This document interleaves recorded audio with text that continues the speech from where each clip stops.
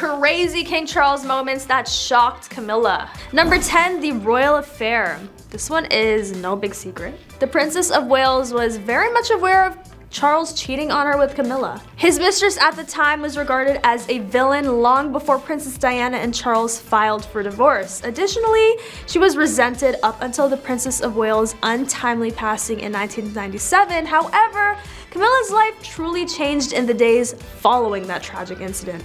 The Duchess of Cornwall was not specifically held accountable for Princess Diana's misfortune. After Diana's passing in a Paris car accident, they did, however, discover a newfound hatred for her greatest foe. Because of that hatred, Camilla had to hide for months as the situation escalated. But I guess it was worth her relationship with Charles, right?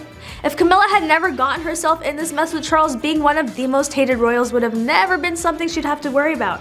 But it makes you question, if he cheated on Diana, who knows if he's cheated on Camilla and was able to successfully hide it from her, even though he failed to do so from Diana. Number 9, the palace staff. Even Prince Charles's cleaning staff once kept his affair with Camilla a secret from Princess Diana. So we know his staff really does ride for him. Or at the very least, they try to.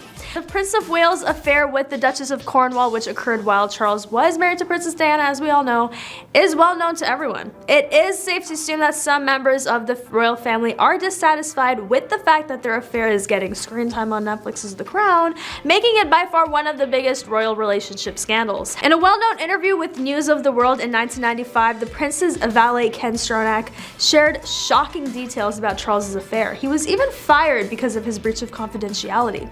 Stronach claimed at the time that he scrubbed grass stains from Charles's pajamas after the prince would sneak out of bed in the middle of the night to meet with Camilla. Charles even made sure his staff made his bed look like he had slept there by ruffling it up. It was very elaborate, but no one was fooled. The valet claimed that he had become ill as a result of the strain of keeping Charles's secrets. He stated to the newspaper at the time, "We've all been told not to speak to anyone about anything throughout his time with Charles. I became extremely ill as a result of the strain of keeping his secrets." Even though Prince Charles has admitted to the affair and married Camilla, it's clear that the firm still doesn't like to talk about this royal stuff. Jealousy. During his marriage to Princess Diana, he had his first significant encounter with disapproving public opinion. Archival footage of the couple touring Australia in the new HBO documentary The Princess suggests that he was jealous of how much more popular she was. Diana confirmed that Charles envied the public's devotion to his wife in her explosive '95 interview with BBC's Martin Bashir. "The pressure on us both as a couple with the media was phenomenal and misunderstood by a great many people. We'd be going around Australia, for instance, and all you could hear was, 'Oh, she's on the other side.'" Diana subsequently clarified that the waiting crowds were expressing their disappointment that Charles was closer to them rather than Diana. I would be disappointed too. Who wouldn't want to see the people's princess? Considering at the time Charles was a future king, the fragile ego is a toxic trait, Charles. And who's to say he isn't like that towards Camilla? On to number 7, backlash. Charles's troubled past has been exposed numerous times now that he is king. He was accused of trying to get the British government to do something. A senior member of parliament dubbed Charles Britain's best informed lobbyist after it was revealed in 2015 that he had received secret documents about the British government's inner workings not even elected ministers had seen. The royal engaged in personal lobbying efforts to senior politicians about a variety of topics, including illegal fishing of the Patagonian toothfish and orders of military helicopters during the Iraq War. According to 27 memos that were provided to The Guardian and dubbed the Black Spider memos due to Charles's scrawl. Clarence House stated at the time that it is typical for heirs to the throne to be briefed on political topics. However, critics argued that members of the royal family should avoid politics. King Charles's political activism raises the question of whether he'll be a political outspoken monarch. According to University of Chicago historian James Vaughn, who spoke to Politico, the question mark would be, would he try to use his role in the unwritten constitution to influence the British government's policies? And thinking more than his mother probably ever wanted to. Number 6, the royal family versus Camilla. Even though Charles and Camilla's relationship was very serious, Camilla was still viewed negatively by the royals. For one thing, she was thought to be an experienced woman, which made her a no-go for the royal family when it came to finding Prince Charles a wife. In addition, she was not thought to be sufficiently aristocratic to be a princess. It is no secret that Diana's two sons never truly accepted Camilla once Charles brought her into the family, and although William might be less vocal about his opinion on her, especially as a future king, Prince Harry never held back his feelings about the Queen Consort. As the notorious third member of Princess Diana and then Prince Charles's marriage, she faces criticism constantly, resembling the evil stepmother from fairy tales. In memoir Spare, Prince Harry says that she was trying to get rid of her other women reputation and be seen as a legitimate royal wife by bargaining with the British tabloid media at his expense. That's some tea if I've ever seen some. Harry explained that after marrying Prince Charles in 2005, Camilla sought a revamp and was dubbed the villain by the British press. Because of the connections she was making within the British press that made her dangerous, he stated. Additionally, there was an unmistakable willingness on both sides to give information. Given that she was on her way to becoming Queen Consort and that she came from a family that was structured in a hierarchical manner, there were bound to be people or bodies discarded in the open. Number 5, revealing the big secret.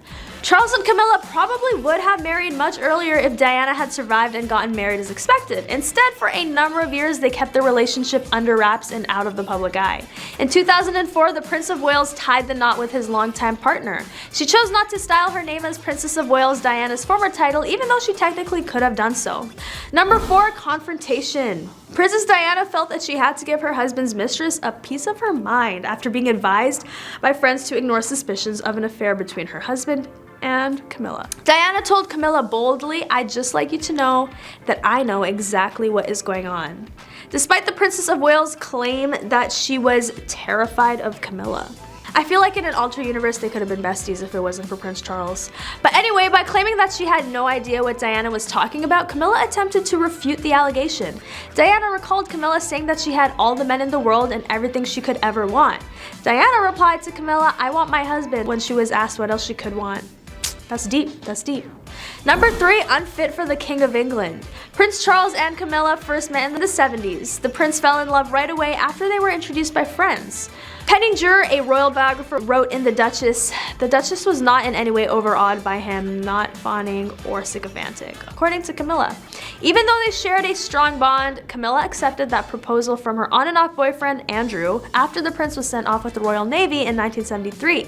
Even if things had turned out well for the two of them, the palace didn't think Camilla would make a good fit for the king.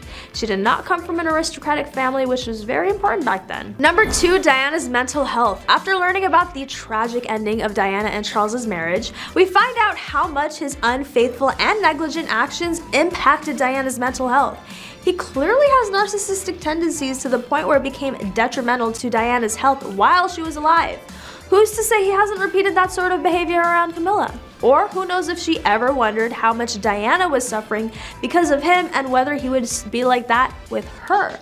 I mean, clearly they're still seemingly happily married, so that doesn't seem like much of a problem, but what do you think? And finally, number 1, not the Queen's choice. It is not a secret that the extramarital affair between Charles and Camilla rocked the crown to its foundation and put the final nail in the coffin of Princess Diana and Prince Charles' strained marriage. Queen Elizabeth was furious more than anyone else. Even the Duchess was not allowed to enter the palace for some time. In point of fact, she only had a meeting with the Queen in the year 2000 because the late monarch had refused to meet her before then. However, the Queen did say they have overcome Becker's Brook and the chair and all kinds of other terrible obstacles at the reception for the Duchess and Prince. They have prevailed, and I am extremely proud of them and wish them well. My son is at home with the person he loves. Anyway, that's enough for that juicy relationship. Let me know what your thoughts are on them and what other red flags and toxic traits you think King Charles has. But anyway, catch you next time on The Rich Life.